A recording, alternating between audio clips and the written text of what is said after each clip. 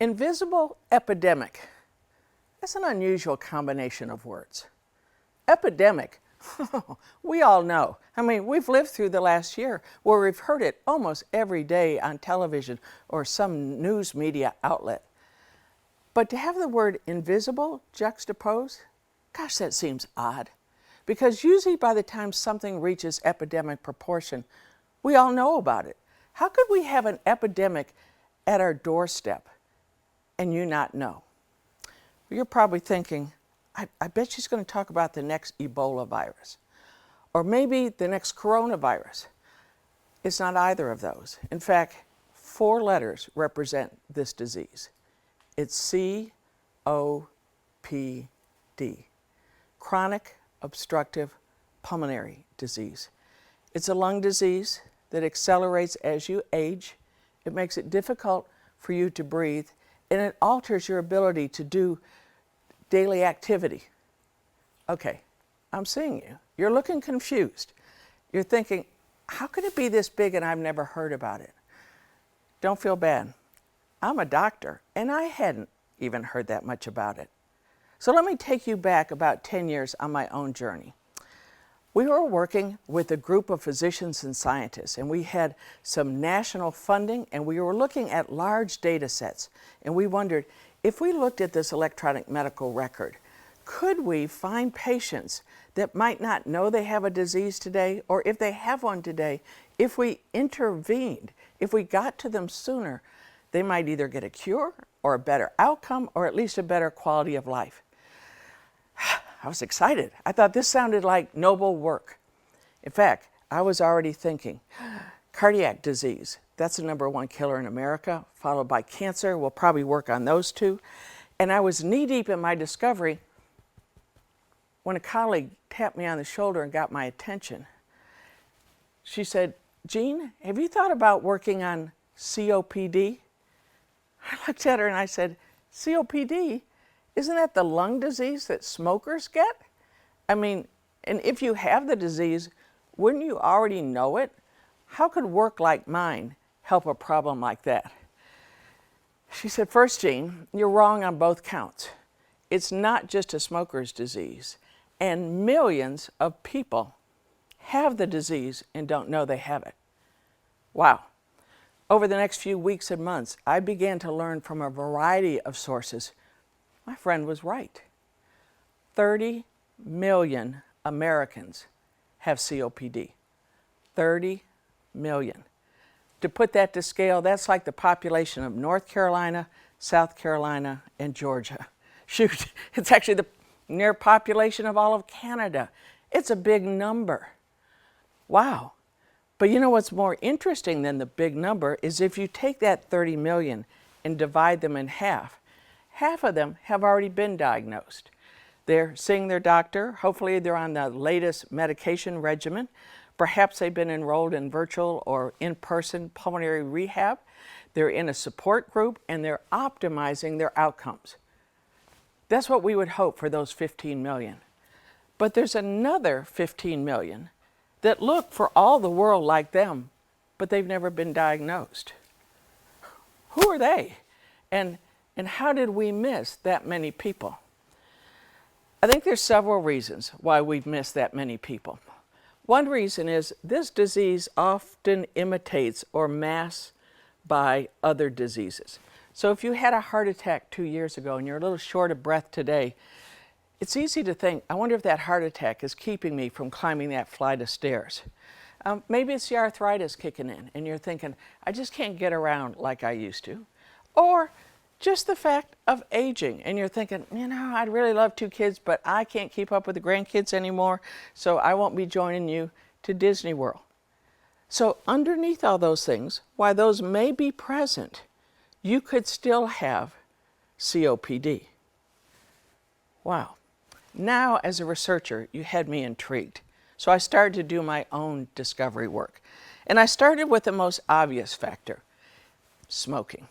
Well, just like I thought, a lot of people who smoked ended up with this disease. In fact, of all the people with COPD, 75% of them have smoked.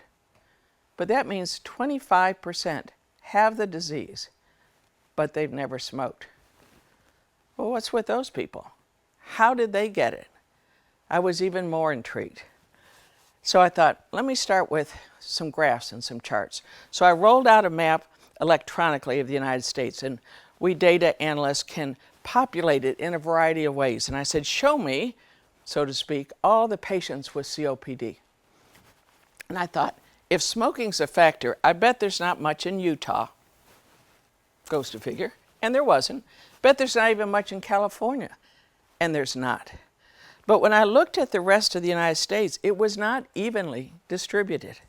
In fact, as I looked along the Appalachian Mountain Range, there was this deep density. Okay, I saw where your mind went.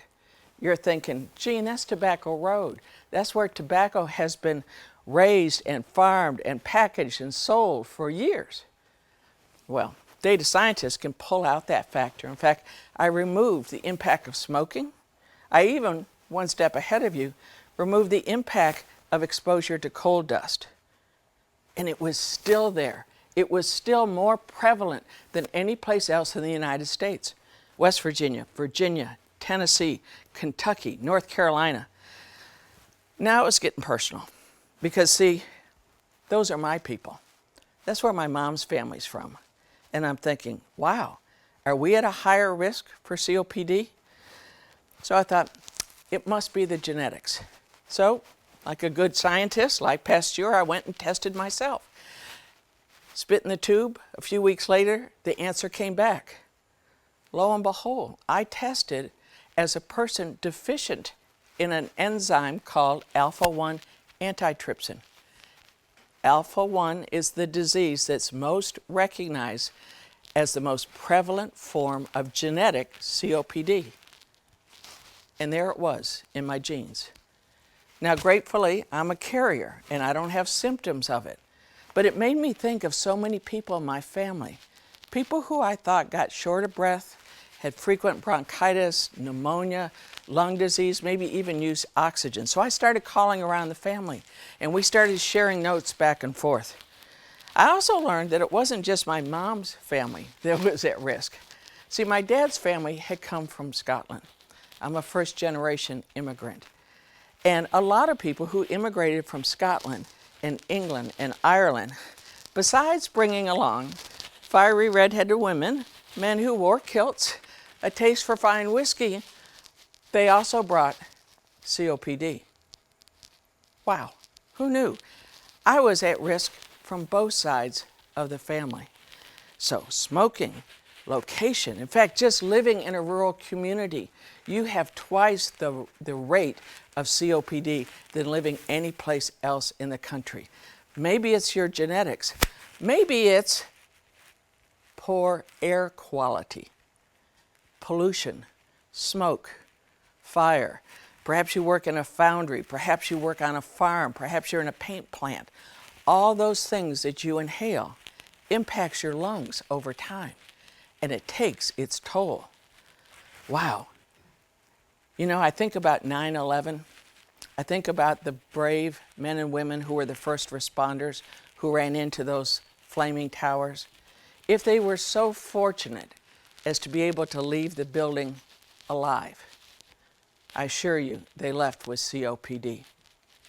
Even this year, with the fires on the West Coast, in California, in Oregon, not only are the first responders at risk, so are the people whose homes were affected, the people whose cities were covered with smoke. By the year 2050, poor air quality will be the leading cause of COPD around the world. In fact, 300 million people around the world have COPD. So it's not just an America problem, it's a global problem. Now, in 2050, when we refer to it as poor air quality, smoking will still be there. It will still be a cause. It just won't be the cause. It will be one of the causes. So, genetics, poor air quality, childhood asthma. Childhood asthma is the leading chronic condition of children. It's not surprising to me as a doctor that the asthma that seems so innocent at first is also the asthma that can scar and cause the lung to remold. making it a setup for altered patterns of breathing later in adulthood. We also know that vaping and e-cigarettes are going to create lung conditions that we have not seen before. And last, but equally as important, is COVID. COVID's a pulmonary disease. It's a lung disease. We are in the early stages of learning what it's like to have a post-COVID world. And will that accelerate COPD in so many people? So there's lots of reasons somebody could have COPD. Now, as a doctor, I always try to picture what does that person look like with COPDs, or any disease for that matter. But for COPD, first of all, I think of the person with a chronic cough. A lady sat behind me in church one week, and she was coughing frequently, and this is long before COVID.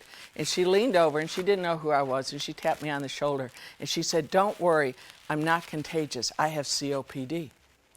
So is that person with a chronic cough, frequent bronchitis, needing antibiotics, having emphysema, may actually require oxygen, limited steps.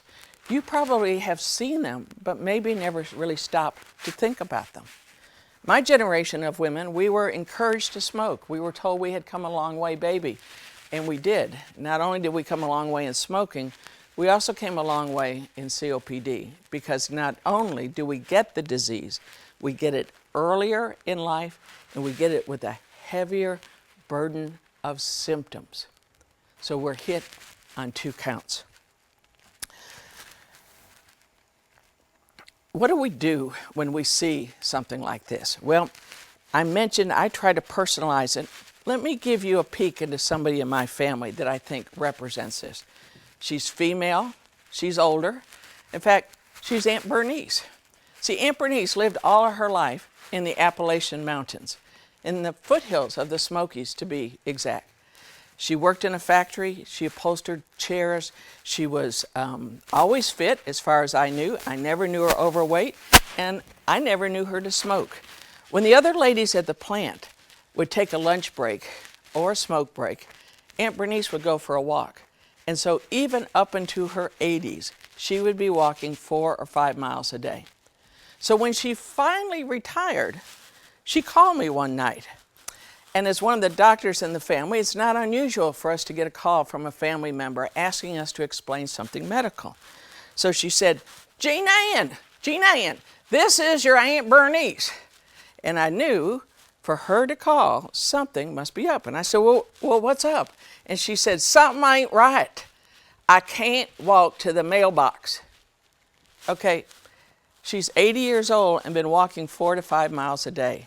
And she noticed this change in daily activity is significant for her. Well, I had been thinking about COPD. I thought about our family genetics. I thought about how she lived in Appalachia. I thought, I'll write her doctor, and I'll get her doctor to check her lung health. So I wrote him, and a few weeks later, I got back a letter. Dear Dr. Wright, I have examined your Aunt Bernice. I have good news. She doesn't have COPD. I was relieved. But then he went on to say, because she never smoked. Period. End of the workup. See, because she never smoked, he never stopped to think about she had worked in a factory. She'd been around smokers. Her husband had been a lifetime smoker. Alpha-1 antitrypsin runs in our family, and she lives in a rural zip code. I think he missed it. Now, we are blessed with the genes for longevity for the women in our family, and she lived a long life. But I would tell you the last 10 years of life, she did not live an active life because she no longer could do the things that were important to her. You know, visiting her friends, going to the church covered supper, going to the buffet at the mall, because she didn't quite have the energy and stamina for that. All right, when we figure out that there's an epidemic here in the United States, what do we do about it? It's the American spirit. We double down, right? The scientists go to work. They start looking for the cause. They look for cures. Industry starts cranking out new vaccines. We see that currently right now going on all around us.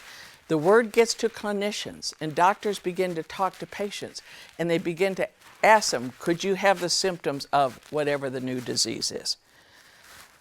So let me ask you for a second. Think about your last time at the doctor's office. Did she or he ask you about your lung health? I probably know the answer. It's probably no. They might have asked you, did you ever smoke? And you checked the box one way or the other. But did they ask you about your lung health? You know, Lord knows, they do a myriad of tests. Your blood pressure, an EKG, a hemoglobin A1C. Why don't they do a test for your lungs? Well, you're wondering, it must not exist, or it's too expensive. I wish that were the case, but that's not true. Almost every doctor's office has access to spirometry. It's a simple, straightforward test. They hook you up to a machine. You breathe in and out, and they measure the volume of air that goes in and out, and they measure how quickly the air goes in and out. Within a few minutes, you can have a diagnosis. But you can only get that test at a doctor's office, a hospital, a pulmonary rehab lab. What if you could get to it without a doctor's prescription? What would be the harm in that? You know, the other day I was at a grocery store chain, and I had gone up to the pharmacy to get my annual flu shot. So while I had one arm all pushed up for the flu shot, I looked and saw the blood pressure machine over there. And I thought, maybe after all this, I'll go get my blood pressure checked. Now, I have one of those machines at home, and I do it frequently, but I thought, it won't hurt just to check.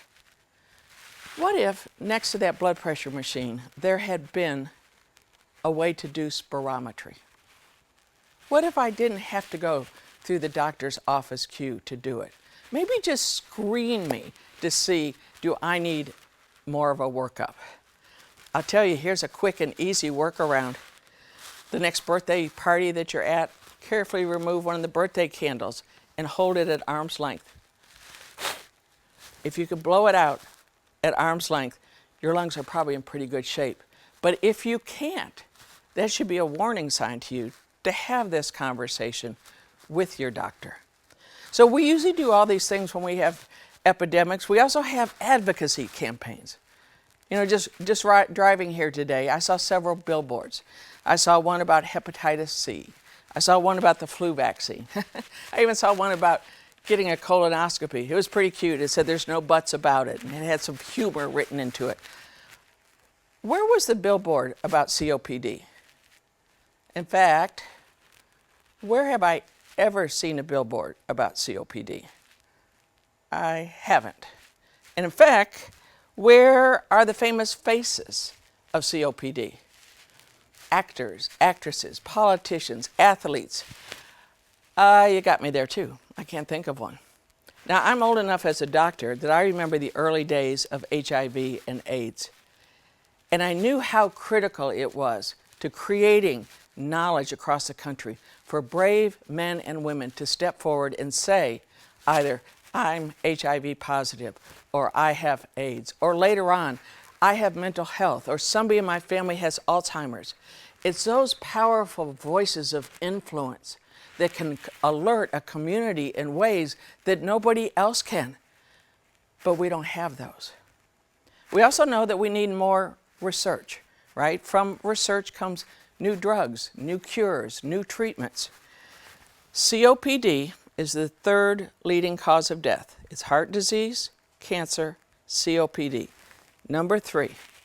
But it's 165th in terms of NIH funding.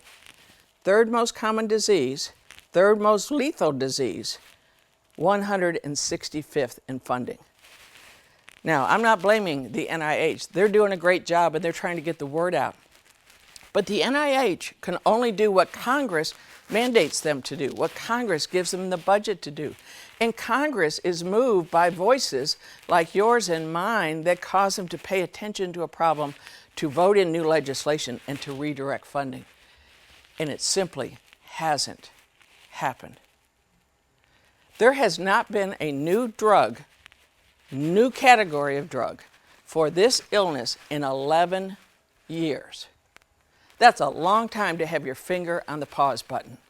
I can tell you we would not tolerate that for cancer or heart disease or prematurity or any other kind of disease. But 11 years to be waiting on the next drug is way too long. So what if you and I partnered and we decided we were going to do something different? We were going to start a movement so that we could find the missing millions. You know that. We can do this. It's really that simple, because now you're armed with some new information. And there's lots of places you can go online to learn additional facts. I would encourage you to start with yourself. Ask yourself, am I at risk for COPD? Start a conversation with your doctor and say, could you please check my lung health and see if I need spirometry or some other form of measurement of my lung capacity. Have an intergenerational conversation this fall with your family.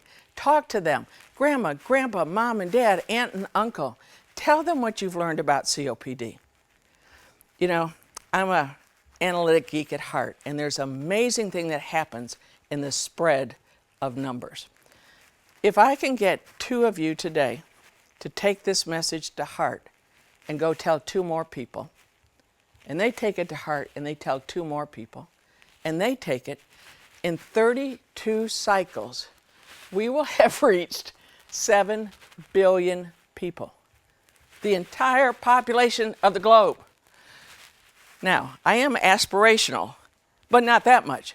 Frankly, I would be happy if we could reach those 15 million Americans who have the disease and don't know it. It starts with you. It starts with your health. It starts with your conversations. And together, we can make the invisible visible. Thank you.